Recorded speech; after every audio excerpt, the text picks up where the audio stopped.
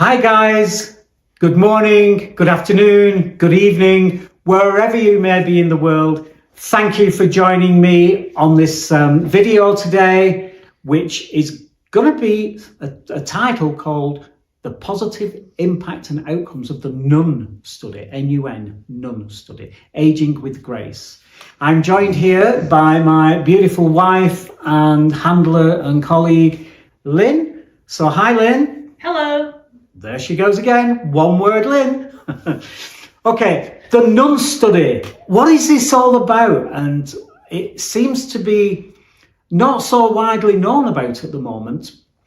But the Nun Study, Aging with Grace, started in 1986, a research project started by a guy called Dr. David Snowden. And it is a continued longitudinal study. So it's ongoing, and it's been going for all those years since 1986. The initial book published by David Snowden was called The Nun Study, Aging with Grace. And I would recommend every one of my followers and subscribers to my YouTube channel to get that book and read it. It's not complicated, it's not difficult, it's written really well, it's fun, it's enjoyable. And I guarantee, once you pick it up and start reading it, you won't put it down until you've finished it. And then you'll want to tell everybody about it. Because it demonstrated some really useful things that we now know about Alzheimer's disease. And I'm particularly focusing on Alzheimer's disease here. So what happened? What was it all about? How did it begin? So David Snowden was an epidemiologist. And he wanted to study how some people age gracefully and how other people age not so gracefully. He wanted to work out why that was. It had nothing to do with dementia or Alzheimer's disease at that time. So his mother had a good relationship and a working relationship with the Sisters of Notre Dame in Milwaukee. I think I pronounced that correctly, Milwaukee. And the Sisters of Notre Dame have two orders. There's one order of nuns who go out and get an education and become teachers, professors, doctors, nurses, and that kind of stuff. And then there's the other order who stay home, do the cooking, the cleaning, and all that kind of stuff. So he thought this would be brilliant. So he went and asked Mother Superior, I want to do this. Would your sisters be interested in being part of this project? So she said, well, let's ask them. And they said, yeah, we're up for that. That's great. So just to shorten this story a little bit, eventually it turned out to be a study about Alzheimer's disease. And when you read the book, you'll see how that happened, how that transition occurred.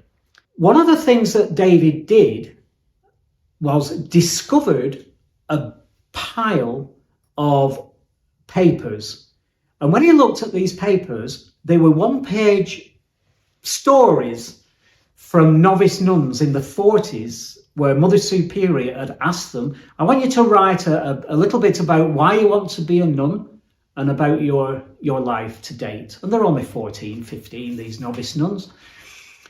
So he went through these things, and what he learned, what the team learned, was that the nuns that had written really good language and used good prose and good nouns and all that kind of stuff, good structured sentences, he put them on one side, and on the opposite side was the ones who hadn't used such good language that was difficult to kind of read.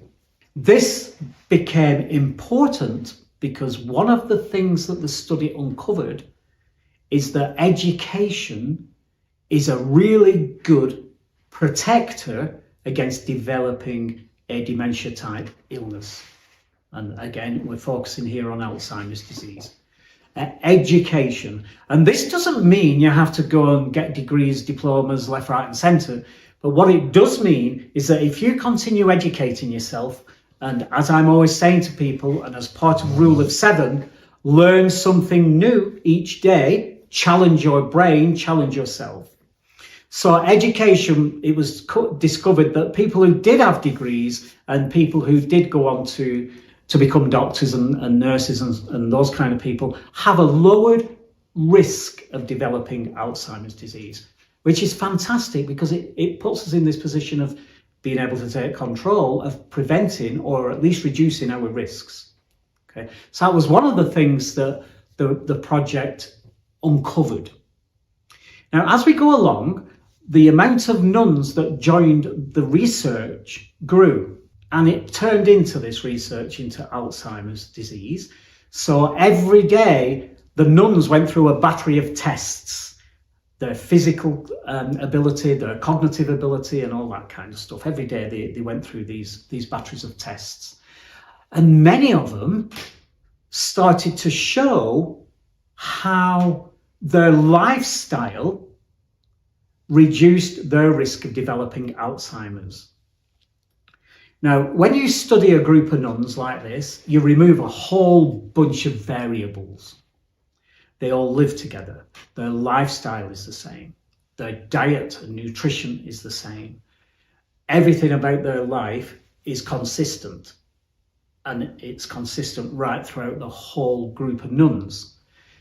And one of the interesting things about nuns is that breast cancer is pretty common. And this is because they don't have children and they don't breastfeed. And we know there's a correlation between that. But we also know that cervical cancer is virtually non-existent. And again, we know the correlation between cervical cancer and sex. So we know that that's why there isn't much cervical cancer in that group of people. And there's a whole bunch of other variables removed. So it's a really good group of people to study.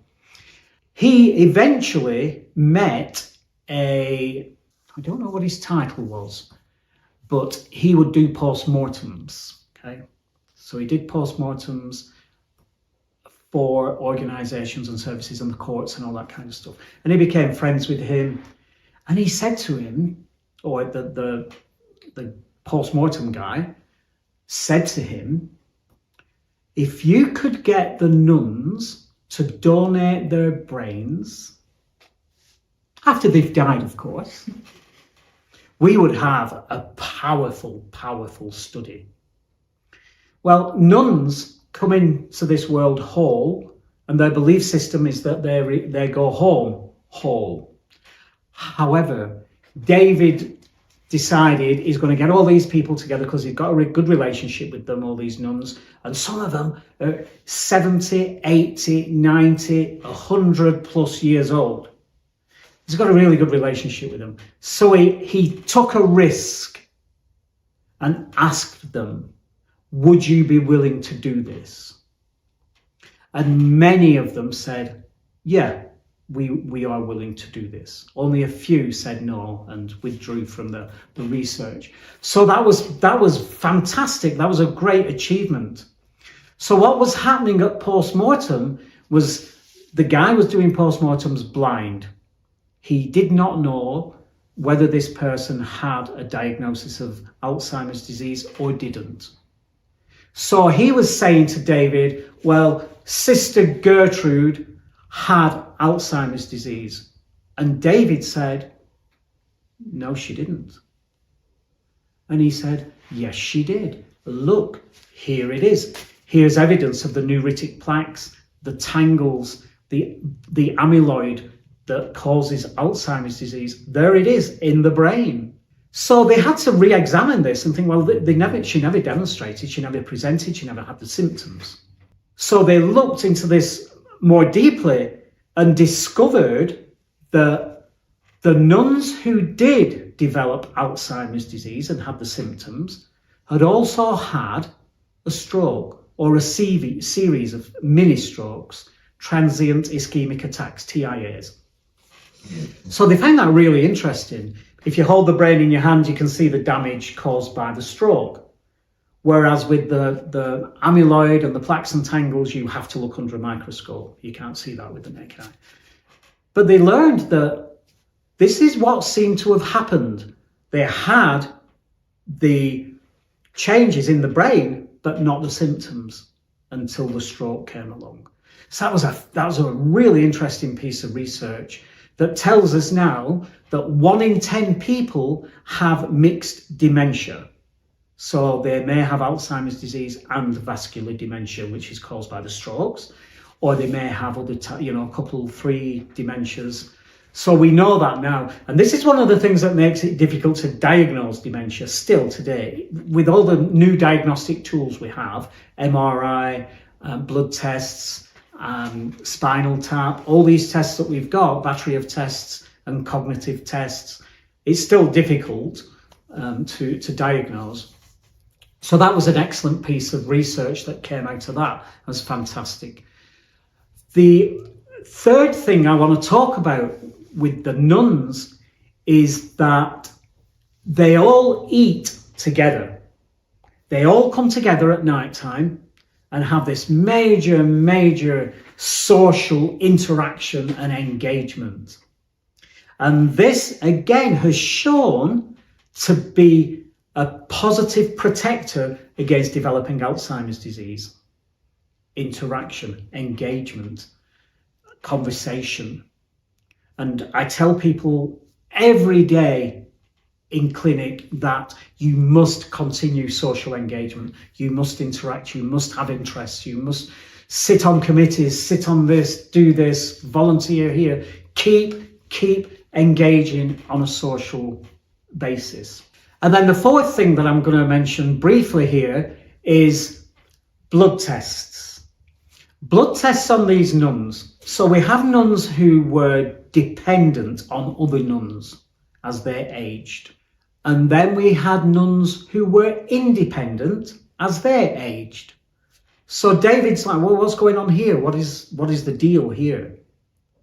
And through blood tests, they were managed to establish that the nuns who had a higher level of independence had higher levels of a chemical called lycopene. And I know that, back then people didn't know what that was, but today most people know what lycopene is. And lycopene is something you get from food, and you get it from grapefruit, you get it from watermelon, and you get it from cooked tomatoes. Not raw tomatoes, cooked. Cooked tomatoes are one of the only foods that are better cooked than eating raw because of the lycopene, because it stimulates the lycopene. So he discovered that they had high amounts of lycopene, and the more dependent nuns, they had low levels of lycopene. So there's some correlation there. And this is why we talk about the importance of diet and nutrition. Diet and nutrition is absolutely crucial. So getting the lycopene from those foodstuffs is important. I know some people can't eat grapefruit, especially if you can't eat citrus fruits. If you've got arthritis and things and gastric reflux, you need to stay away from those things. So just think about what you're eating. But being able to eat those kind of things is really good for you, and it boosts your lycopene. You can get a supplement now for lycopene, but like everything else, it's always better from the food source. Okay, so that is a brief overview of the Nun Study, Aging with Grace. You can research it, you can Google it, you can find out information about it. Dr. Snowdon, who became Professor Snowdon, retired, and it's now being led by some other people. And I believe there are currently, I think, 4 sisters from the original research in '86 who are still alive and who are still involved in it.